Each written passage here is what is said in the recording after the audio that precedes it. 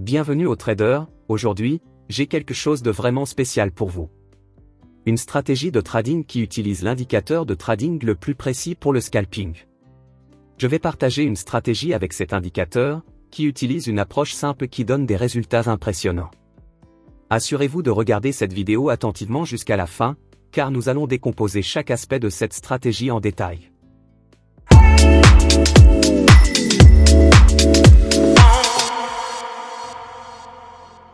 Je suis donc en vue trading, et voici à quoi va ressembler notre graphique lorsque nous aurons fini de paramétrer nos indicateurs. Nous allons utiliser seulement 2 indicateurs pour cette stratégie, et c'est pourquoi elle est très facile à comprendre pour tout le monde. Je vais rapidement retirer ces indicateurs du graphique, afin de pouvoir tout expliquer depuis le début. Tout d'abord, ajoutons l'indicateur principal de notre stratégie au graphique. Pour cela, nous cliquons sur l'onglet de recherche des indicateurs, et nous recherchons l'oscillateur andin. Ensuite, nous sélectionnons l'indicateur créé par Alex Grover et nous l'ajoutons au graphique.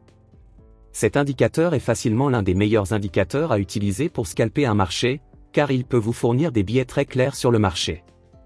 Il peut également vous fournir des billets de tendance, des renversements de tendance et des zones de tendance fortes et faibles. Passons maintenant aux paramètres de cet indicateur. Ici, nous pouvons voir que nous avons 2 options disponibles.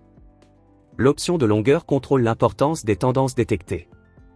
En augmentant cette valeur, vous obtiendrez des tendances à long terme et en la diminuant, vous obtiendrez des tendances à court terme. Comme nous utiliserons l'indicateur pour scalper des mouvements courts, nous le laisserons sur sa valeur par défaut de 50. Il s'agit d'une moyenne mobile qui sera utilisée pour les entrées et les sorties. Si nous diminuons cette valeur, vous remarquerez que les lignes de signal se resserreront davantage par rapport aux autres, ce qui peut donner lieu à des signaux contradictoires. Si nous augmentons cette valeur à 50, nous lisserons les signaux détectés, ce qui éliminera un grand nombre de faux signaux. Ce sont les seules modifications que nous apporterons. Cet indicateur a 3 composantes, nous avons la ligne haussière, la ligne baissière et la ligne de signal. Si la ligne rouge est au-dessus de la ligne verte, cela indique une dynamique baissière. Et si la ligne verte est au-dessus de la ligne rouge, cela indique une dynamique haussière. Cela n'indique pas qu'il est temps d'ouvrir une position d'achat ou de vente. Il s'agit simplement de déterminer le biais directionnel du marché à ces moments-là. Lorsque le marché est en phase baissière et que la ligne verte est à 0, cela indique une tendance extrêmement forte à la vente. Cela indique une tendance à la vente extrêmement forte. L'inverse est également vrai. Si le marché connaît une dynamique haussière et que la ligne rouge est à 0, cela indique une forte tendance à l'achat. Cela indique une forte tendance à l'achat. Comprenons maintenant comment l'indicateur peut être utilisé pour trouver des signaux d'achat ou de vente. Pour ce faire, nous utiliserons la ligne de signal. Lorsque la ligne verte croise et se déplace au-dessus de la ligne de signal. Comme ici, c'est un signal d'achat. Par exemple, nous pouvons ouvrir une position d'achat ici. Et comme vous pouvez le voir, il s'agit d'un excellent signal d'achat donné par cet indicateur. De même, nous ouvrirons un trade de vente lorsque la ligne rouge passera au-dessus de la ligne de signal, comme c'est le cas ici. Nous avons donc reçu un signal de vente valide, et nous pouvons ouvrir une position de vente ici.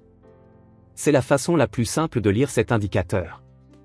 Mais ouvrir une position d'achat ou de vente à chaque fois que cet indicateur émet un signal n'est pas une bonne option. Pour éviter les faux signaux donnés par cet indicateur, nous utiliserons donc une autre méthode qui peut s'avérer plus rentable. Cette méthode consiste à s'assurer que la ligne doit être au niveau 0. Au fait, si vous n'avez pas envie d'analyser les prix vous-même, vous pouvez rejoindre mon groupe Telegram gratuit. J'y partage quotidiennement les positions d'achat et de vente que j'ouvre. Le lien se trouve dans la description sous cette vidéo. Par exemple, ici nous pouvons voir que nous avons une dynamique haussière. La ligne verte passe au-dessus de la ligne de signal. Mais si nous regardons la ligne rouge, nous pouvons voir qu'elle n'est pas au niveau 0. Cela signifie qu'il y a encore des vendeurs sur le marché. Pour cette raison, nous pourrions vouloir ignorer ce trade et en attendre un autre. Ici, nous pouvons voir que la ligne rouge est passée au-dessus de la ligne de signal. Et la ligne verte est au niveau 0. Il s'agit donc d'un signal plus fort et il est fort probable que ce type de signal soit rentable. Nous n'entrerons donc que lorsque nous recevrons des signaux d'achat et de vente de ce type. Afin de créer une stratégie de scalping complète à l'aide de cet indicateur, nous devons ajouter d'autres indicateurs à notre graphique. Nous allons donc cliquer sur l'onglet des indicateurs, et rechercher ADX. Puis nous ajouterons cet indicateur au graphique. Tout d'abord, nous allons tracer une ligne au niveau 20 de l'ADX. Et ce sera tout. Nous ne modifierons aucun paramètre de cet indicateur. Maintenant que notre graphique est configuré, nous allons passer en revue les règles exactes pour entrer dans une transaction d'achat et de vente à l'aide de cette stratégie. Ainsi, pour qu'une opération d'achat soit valide, nous attendrons tout d'abord un signal d'achat donné par l'indicateur andin. Et pour cela, comme nous le savons déjà, la ligne verte doit se croiser au-dessus de la ligne de signal, et la ligne rouge doit être au niveau 0 comme c'est le cas ici. Ensuite, nous confirmerons ce signal à l'aide de l'indicateur ADX. Pour un signal d'achat valide, la ligne ADX doit être au-dessus du niveau 20. Donc, comme toutes les conditions sont remplies ici, nous ouvrirons une position d'achat ici. Notre stop loss pour cette stratégie sera fixé au plus bas des deux dernières bougies. Ce qui sera juste ici. Et nous fixerons notre objectif de prise de profit à 1,5%. Voyons maintenant si ce trade atteindra notre objectif ou non.